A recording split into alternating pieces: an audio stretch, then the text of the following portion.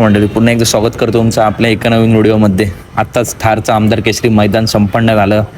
मथुरची सेमीला हार झाली, परंतु तो सुद्धा आता आगामी मैदानात मोठा कमबॅक करेल आणि बकासूरला मित्रांनो गुलाल भेटला. बकासूर अनुसारच्या 10-10ला त्या गाडीचं सुद्धा खूप खूप अभिनंदन.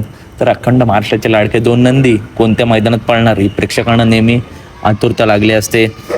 तर मित्रांनो, येत्या 11 तारखेला वारगुडला सुद्धा मैदान आहे आणि मित्रांनो 12ला 2 लाखाचं मैदान आहे मुळशी येथे.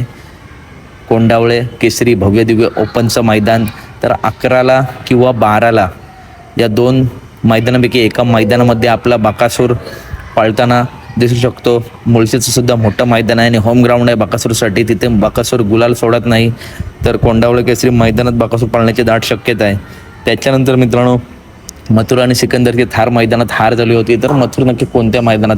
तर मित्रांनो, मला वाटते मथुर आता आगामी जे मुंबईमध्ये बिंजोडचं मैदान असेल त्याच मैदानात आपला मथुर पळताना दिसते. मला वाटतं डायरेक्ट आता कोरेगाव हिंद केसरीसाठी कधीच गुलाल सोडत नाही. त्या मैदानात डायरेक्ट 3 फेऱ्याच्या मैदानात मथुर दिसेल. परंतु त्याच्या आधी आपला मुंबईमध्ये जी बिंजोडची मैदानं आहेत तिथे मथुर आपल्याला पळताना दिसेल. तर अपडेट आवडल्यास नक्की व्हिडिओला लाईक करा, चॅनलला सबस्क्राईब करा, कारण बैलगाडी क्षेत्रातील अशाच महत्त्वपूर्ण अपडेट नेहमी आपल्या चॅनलवरती येत असतात.